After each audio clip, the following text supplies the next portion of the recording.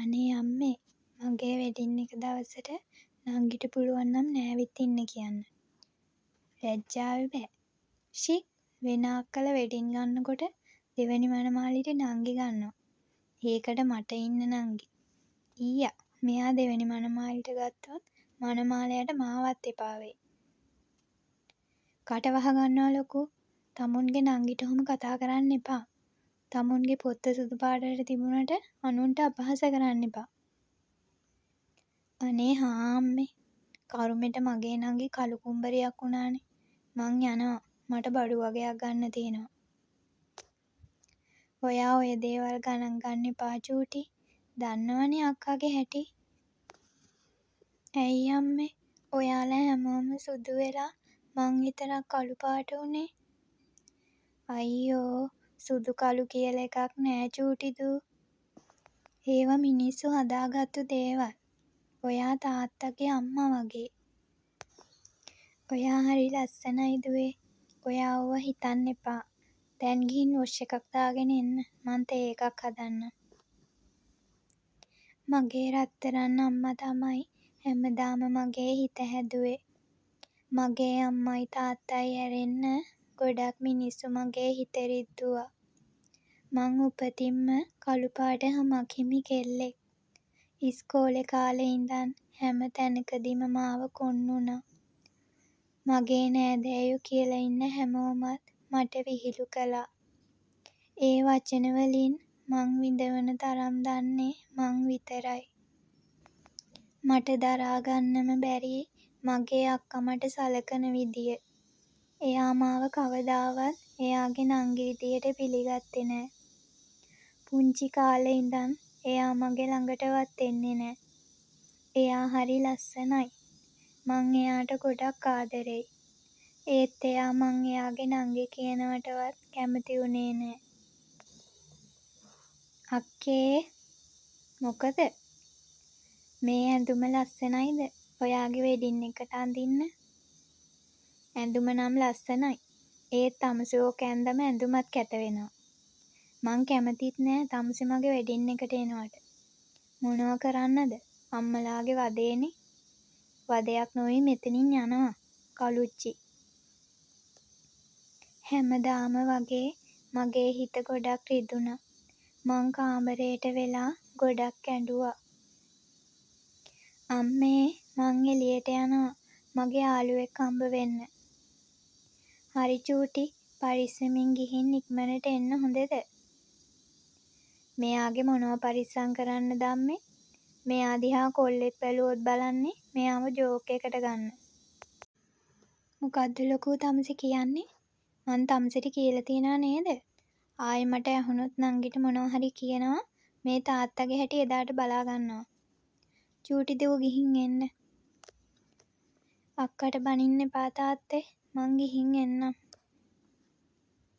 මොකද විනුදි මේ මූණත් එක්ක මැලවිලා. මට හරි දුකයි විශ්මි. මගේ අක්කා මගේ හිත හැමදාම රිද්දනවා. අනේ ඔයා ඕවා ගණන් ගන්න එපා කෙල්ලේ. අක්කගේ හැටි ඔයා දන්නවනේ. උඹ ඔය හැමෝටම පේන්න ලස්සනට ජීවිතේ දිනපන්. උඹ ලස්සන කළු මැණිකක්. ඒ තමයි මගේ හිත රිද්දන්නේ නැති මගේ හොඳම යාළුවා. අම්මයි තාත්තයි වගේම එයත් මගේ හිත හැදුවා. අක්කගේ වෙඩින් එකට ලස්සනට ඉන්න ඕනි නිසා මං සැලොන් එකට ගිහින් කොණ්ඩෙටයි මූණටයි පොඩි සත්කාර ටිකක් කරගෙන ගෙදර ආවා. ගෙදර ඇවිත් ඇඳට වැටුණු මට ඉස්සර මං විඳපු දුක් මතක් වුණා. ඉස්කෝලේ කාලෙදී මට හිටියේ මගේ හොඳම යාළුවා විශ්මි විතරයි. අනිත් හැමෝම මට විහිළු කළා. පිරිමි ළමයි මට එක එක නම් කිව්වා. ඉස්කෝලේ කිසිම දේකට මාව ගත්තේ නෑ. අනිත් අයට පාසල් ජීවිතේ සුන්දර වුණාට මං ඒ කාලෙට ආස වුණේ නෑ. මං වැඩිපුරම හිටියේ ගෙදර කාමරේට වෙලා. කවුරු කොහොම කළු සමක් හිමි අපි වගේ අයට කවි කී ලිව්වට ගොඩක් අය කැමති සුදු සමක් හිමි අයට. කොහේ ගියත් අපි වගේ කළු කෙල්ලොන්ට ලැබුණේ අඩු සැලකිලි විතරයි. චූටි දූ මොකද මේ? මං කොච්චර කතා කළාද? අද කෙල්ලගේ මූණ එළිය වැටිලා වගේ. මං කල්පනා ලෝකෙන් මිදුනේ අම්මා ඇවිත් කතා කළාම. මං සැලොන් එකට ගියා අම්මේ. අම්මලා කියන නිසයි මං අක්කගේ වෙඩින් එකට එන්නේ. අක්කා කැමති නෑනේ අම්මේ මං එනවට. අක්කට කැමති දේවල් කරන්න බෑ චූටි. එයා මෝඩකමට කියන දේවල් හිතන්න එපා. දැන් යන් මං තේ හදලා ආවේ. දින ගෙවිලා ගිහින් අක්කගේ වෙඩින් එක දවස උදා වුණා. මං හිටියේ හිතේ සැනසීමක් නැතුව. මං පුළුවන් විදියට ලස්සන ගවුමක් ඇඳලා පුංචියට මේකප් එකක් දාගෙන ලේස්ති වුණා. අක්කා මට කියලයි ගියේ එයාගේ ළඟටවත් එන්න එපා කියලා. කොච්චර හිත රිදුනත් මං ඉවසගෙන යන්න තීරණය කළේ මගේ අම්මයි තාත්තයි නිසා. අම්මෝ මහත්තයෝ මේ බලන්නකෝ අපේ චූටිගේ අද ලස්සන. අපේ චූටි කොහොමත් ලස්සනයිනේ. අපි යමු මැනික දැනටමත් පරක්කුයි. අපි යද්දී අක්කා ලේස්ති වෙලා හිටියේ. එයා රෝස මලක් වගේ. හරිම ලස්සනයි. එයා බඳින්න ඉන්න අයියාත් ගොඩක් ලස්සනයි. අක්කා ඒ අයියා එක්ක සම්බන්ධේ පටන් අරන් අවුරුදු 2කට විතර පස්සෙයි වෙඩින් එක ගන්නෙ. අනේ මගේ කෙල්ලගේ ලස්සන. අම්මා ගිහින් අක්කව තුරුල් කරගත්තේ ඇස්වල කඳුළු පිරෙද්දි. ඒත් මාව දැක්කම අක්කා අහක බලාගත්ත නිසා මං අක්කා ළඟට ගියේ නෑ. හෝටලේ සෙනඟ පිරිලා. ලස්සන ලස්සන ගෑනු ළමයි පිරිලා. මට ලොකු අපහසුතාවයක් දැනුණා.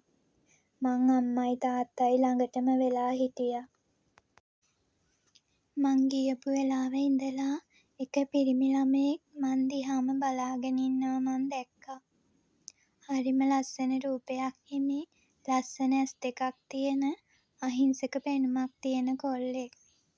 දෙතුන් පාරක් මං ඒ පිරිමි ළමයා එක්ක හිනා වුණේ ඒ පිරිමි ළමයා මාත් එක්ක හිනා වුණ නිසා. අම්මයි තාත්තයි නෑදෑයෝ එක්ක කතා කරන්න ගිය වෙලාවක මං තනි වුණා. ඒ වෙලාවේ අර පිරිමි ළමයා මං ඉන්න ටේබල් එකේ පුටුවක වාඩි වුණා. මගේ හදවත වේගෙන් ගැහෙන්න ගත්තා. හායි කොහොමද? මොකක්ද ඔයාගේ නම? ඒ පිරිමි ළමයා හිනා වෙලා මාත් එක්ක කතා කළා. මං විනුදි. ෂා ලස්සන නමක්නේ. ඔයා වෙඩින් ගර්ල්ගේ නංගි නේද? මං අක්කගේ බෝයිෆ්‍රෙන්ඩ්ගේ යාළුවෙක්. මොකද තනියම ඉන්නේ? මං අඳුරන කවුරුත් නෑනේ.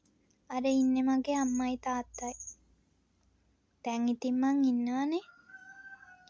ඒ පිරිමි ළමයාගේ වචන හරිම ආදරණීයයි. මගේ හිතට අමුතු හැඟීමක් දැනුණා.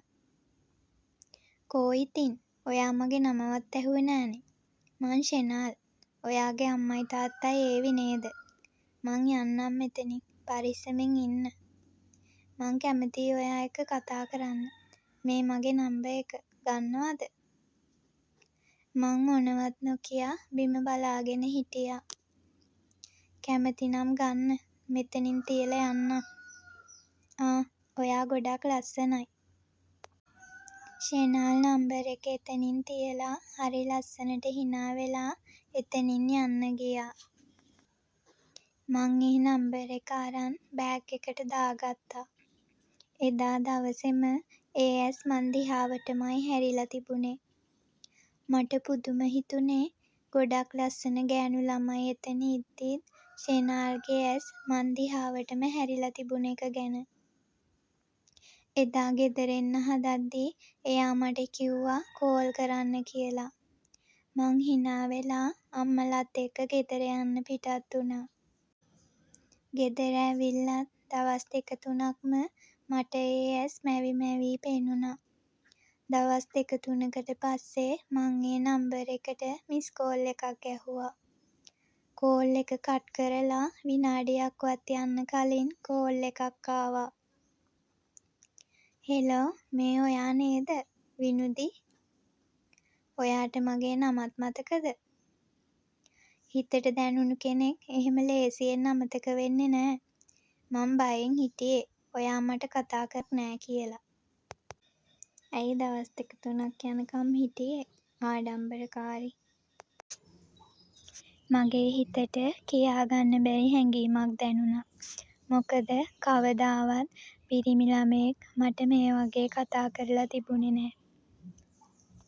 මොකද සද්ද නැත්තේ? ඇයි ඔයා මට නම්බර් එක දුන්නේ? ඇයි මාත් එක්ක කතා කරන්න ඕනි කිව්වේ? මේකයි විනුකි. මං මීට කලින් දවස් 2-3ක් ඔයාව දැකලා තිබුණා. ඒත් මට කතා කරන්න උනේ නෑ. ඒත් ඊයේ මට ඔයාට කතා කරන්න පුළුවන් වුණා. මං කෙලින්ම කියන්නම්. ඔයාව දැක්ක දවසේ ඉඳලා ඔයා ගැන ආදරයක් මගේ හිතේ ඇති වුණා. ඔයා කැමති නම් අපි හෙට උනත් කසාද බඳිමු. මං ඔයාලගේ ගෙදර ඇවිත් අහන්නම්. ෂෙනාල් කියවගෙන ගියා. මං හිතුවේ මං මේ දකින්න හීනයක් කියලා. ඒ වචන මගේ හිතේ දෝංකාර දුන්නා. ජීවිතේ පළවෙනි වතාවට මට පිරිමි ළමයෙක් ආදරෙයි කිව්වේ. ෂෙනාල් කියන්නේ ගොඩක් ලස්සන පිරිමි ළමයෙක්. ඔයා හිතුවද ෂෙනාල් මං ඕවා විශ්වාස කරයි කියලා? මං වගේ කෙල්ලෙක්ට ඔයා වගේ කොල්ලෙක් ආදරේ කරයිද? ඔයා ජෝක් එකට ආදරේ කරන්න මාවද තෝරගත්තේ? මොනවද විනුදි ඔයා මේ කියවන්නේ? ඇයි ඔයා මොන වගේ කෙල්ලෙක්ද? මං ඔයාට ගොඩක් ආදරේ. මගේ හිතේ තිබුණු දේ මං ඔයාට කෙලින්ම කිව්වේ. ඔයා හිතනවා වගේ ජරා කොල්ලෙක් නෙමෙයි මං. හරි ෂෙනාල් මං ඔයාට පස්සේ ගන්නම්කෝ. මං ෆෝන් එක කට් කරලා ගියේ අම්මටයි තාත්තටයි මේ ගැන කියන්න. මොකද මං ඒ දෙන්නට කිසි දෙයක් හංගන්නේ නෑ. මාත් දැක්කා ඒ කොල්ලා චූටි දූ දිහා බලාගෙන ඉන්නවා. ඒ වුණාට අපිට ඔය කොල්ලෝ එකපාරට විශ්වාස කරන්න බෑනේ චූටි. ඒ කොල්ලා ඔයාව බඳින්න කැමති වෙනවා නම් එයාට කෙලින්ම ඇවිල්ලා අපිව හම්බ වෙන්න කියන්නකෝ. හා තාත්තා මං කියන්නම්. මාස 2-3ක් විතර මං ෂෙනාල් එක්ක ෆෝන් එකෙන් කතා කළා. එයාගේ ආදරේ එයා කතා කරන විදියෙන් මට දැනුණා. මගේ හිතෙත් ෂෙනාල්ට ආදරයක් ඇති වුණා. ෂෙනාල්ගේ ගෙදර අයත් එක්ක අපේ ගෙදර එනවා කිව්වා. ෂෙනාල් කියන්නේ සල්ලිකාර පවුලක දෙවැනි දරුවා. ෂෙනාල්ට අයියා කෙනෙක් හිටියා. ෂෙනාල් වෙනම ගෙයක් හදලා වාහනයක් එහෙම අරන් තිබුණේ. ෂෙනාල් ලොකු කම්පැනි එක අයිතිකාරයෙක්. මං බයෙන් හිටියේ ෂෙනාල්ගේ ගෙදර අය මට අකමැති වෙයිද කියලා.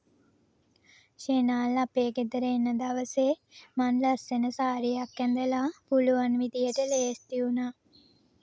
ෂෙනාල් අම්මයි තාත්තයි එක්ක අපේ ගෙදර ආවා. අම්මා මාව එක්කන් යන්න එනකම් මං කාමරේට වෙලා හිටියේ හරි බයෙන්. එකපාරට මේ ගැන කිව්වම අපිත් පුදුම වුණා. ෂෙනාල්ගේ අම්මා කියනවා මං අහගෙන හිටියේ. අපිටත් එහෙම තමයි.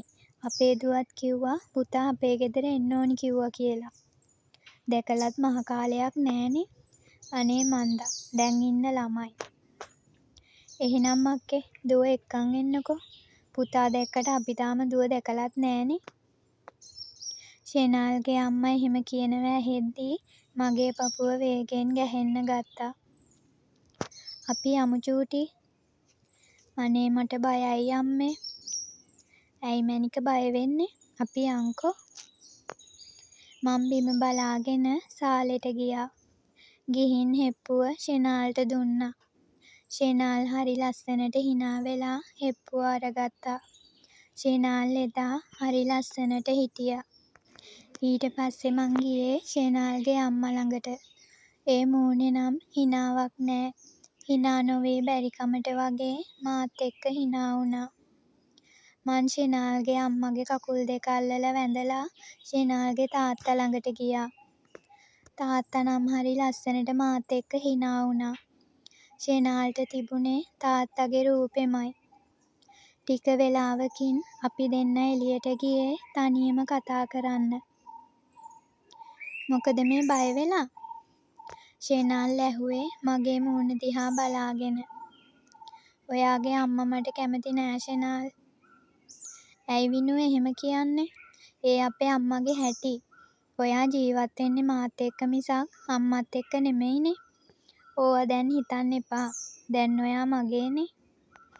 ඉක්මනට මගේ කරගන්න ඕනි. ආඩම්බරකාරී. මෙච්චර කාලයක් ගිහිනුත් මාව හම්බ වෙන්න ආවේ නෑනේ. බැන්දම අල්ලගන්නම්කෝ. ඒ වචනවල ආදරේ පිරීලා තිබුණා. ඇයි ෂෙනාල් ඔයා මට කැමති වුනේ? මට ආදරේ? ඔයාට කොච්චර ලස්සන කෙල්ලෙක්ව බඳින්න තිබුණද? ඇයි මං හොයාගත්තු මැනික ලස්සන නැද්ද? අනේ විකාර කියවන්න එපා. ඔයාව දැක්ක දවසෙමයි මට ඔයා ගැන ආදරයක් ඇති වුනේ. ඒ ආදරේ වැඩි වෙනවා මිසක් කවදාවත් අඩු වෙන්නේ නෑ. දැන් යමු ඇතුළට අම්මලා බලයිකෝ කියලා. ඉක්මනට මං ඔයාව මගේ කරගන්නවා. මං ගොඩක් ආදරෙයි. ෂෙනාල් මගෙන් අළල මත ආදරණීය හාදුවක් දැවරුවා.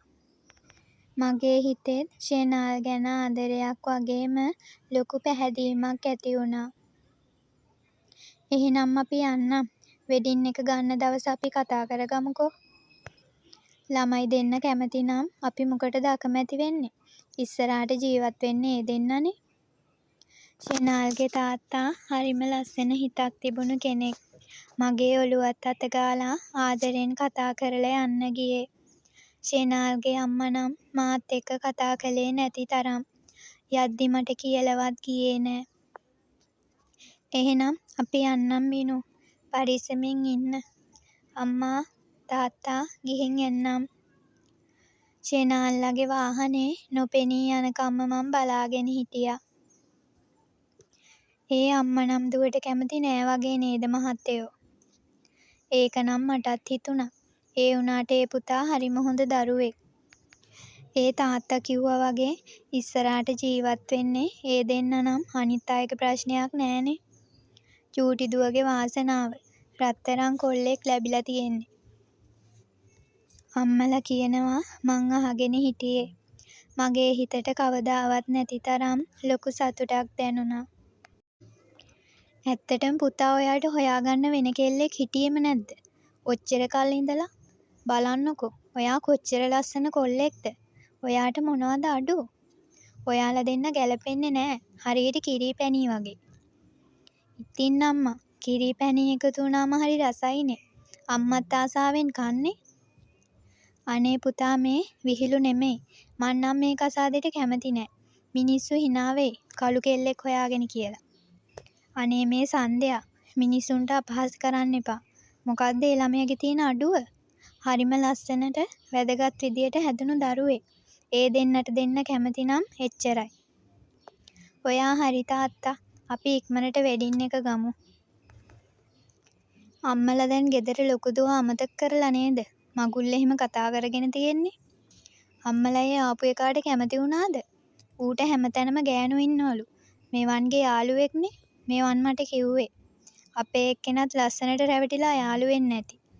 අනික මෙයා වගේ කෙල්ලෙක් කසාද බඳින්න ඒ කොල්ලගේ ඇස් පොට්ට වෙලා නෑනේ. ඒ කොල්ලා ජෝක් එකට වෙන්නේ නැති මෙයාව සෙට් කරගන්න නැත්තේ. දවස් ගානකට පස්සේ අක්කා ගෙදර ආවේ.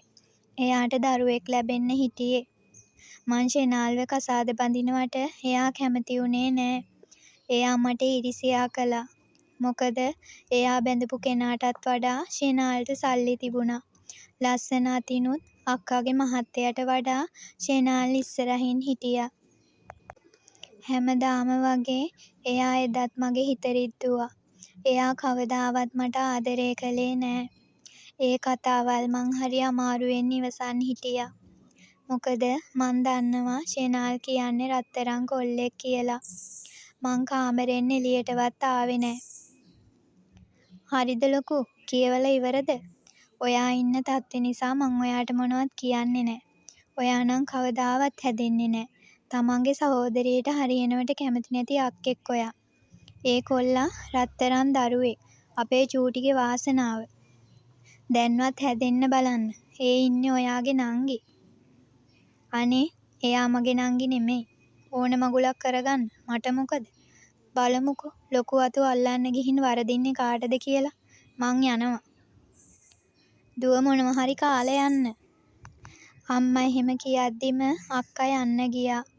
මං හැමදේම දරාගෙන හැමදාම වගේ තනියෙන් ඇඬුවා. මාස 2-3කට පස්සේ අපි දෙන්නගේ වෙඩින් එක ගත්තා. ලොකුවටම වෙඩින් එක ගත්තා. මගේ වෙඩින් එකටවත් මගේ අක්කා ආවේ නෑ. අම්මලට කියලා තිබුණේ එයාට අමාරුයි කියලා. මොකද විනු දුකින් අක්කා ආවේ නැති නිසාද? හිතන්න එපා මැනික. එයාගේ හැටි ඔයා දන්නවනේ. හිනා වෙලා ඉන්න. මං ෂෙනාල්ට අක්කා ගැන කියලයි තිබුණේ. ෂෙනාල්ගේ අම්මා වැඩි කැමැත්තක් නොතිබුණත් එදා හිනා වෙලා හිටියා. මගේ හොඳම යාළුවා විශ්මි තමයි මගේ දෙවැනි මනමාලිට ගත්තේ. මං කිව්වනේ කෙල්ලේ ඔයාට වරදින්නේ නෑ කියලා. සතුටින් ඉඳපන් හැමදාම. විශ්මි ආදරෙන් මාව තුරුල් කරන් කිව්වේ හැමදාම වගේ ආදරෙන්. හැමෝගෙම සතුට සිනා ආශිර්වාදේ එක්ක අපි දෙන්න අපේම වුණා. ඔන්න මගේ මැනික අපි දෙන්නගේ ගෙදර. ෂෙනාල් මාව එක්කගෙන ආවේ එයාගේ ගෙදරට. නවීන පන්නේ දෙමහල් නිවසක්. හරිම ලස්සනට පිළිවෙලට තිබුණා. ගෙදරට ගිහින් මහන්සියටත් එක්ක මං පැයක් විතර නෑවා. නාලා ටවල් එකත් ඇඳගෙන මං කාමරේට ආවා. ෂෙනාල් ඒ වෙලාවේ කාමරේ හිටියේ නෑ. මං කණ්ණාඩියෙන් පේන මගේ රූපෙ දිහා බලාගෙන කල්පනාවකට වැටුණා.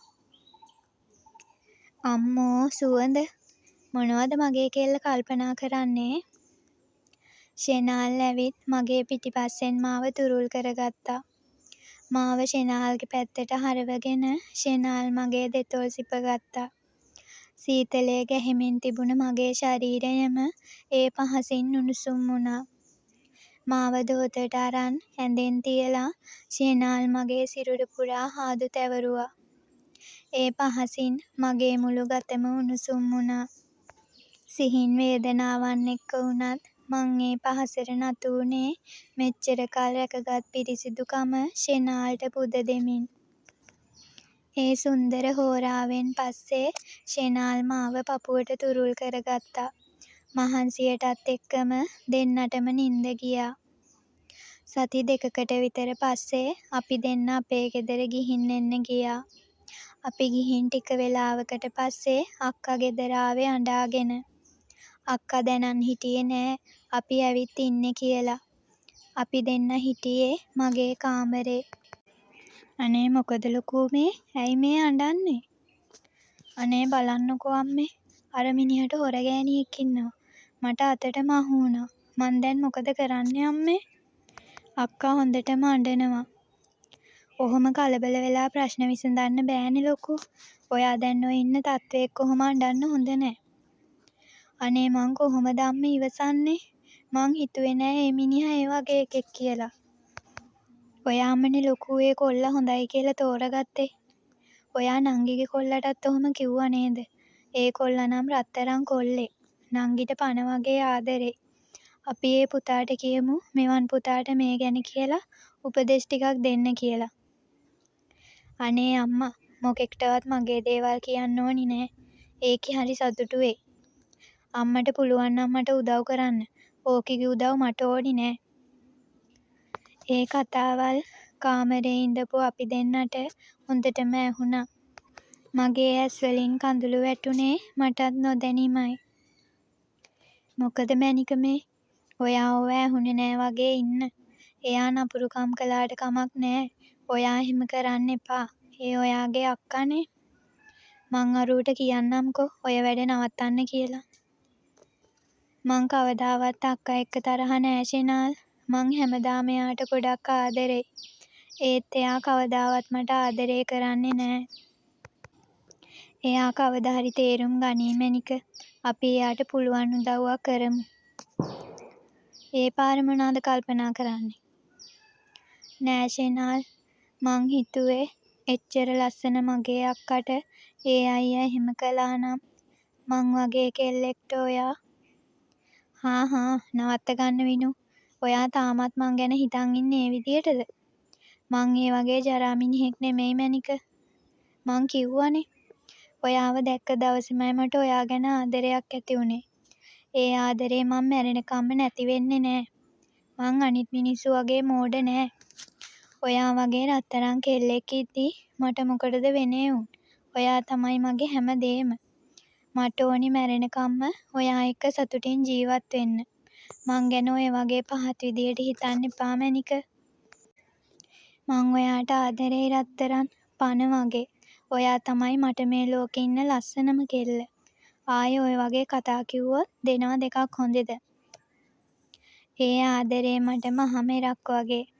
මං ෂෙනල්ගේ පපුවට තුරුල් වුනේ මගේ ජීවිතේ ගෙවුණු අමිහිරි කාලය නිම කරමින් මගේ ජීවිතේට සතුට අරන් ආපු ඒ රත්තරන් හදවතක් තියෙන මගේ මහත්තයව මුළු ජීවිත කාලෙම පණ වගේ ආදරේ කරන ගමන් ඒ හිතට සතුට විතරක්ම ලබලා දෙනවා කියලා හිතේ තබා ගනිමින් මගේ අක්කගේ ජීවිතේටත් සතුට විතරක්ම ලැබෙන්න කියලා මං මුළු හදවතින්ම ප්‍රාර්ථනා කළේ මං හැමදාම වගේ මගේ අක්කට ගොඩක් ආදරේ කරන නිසා.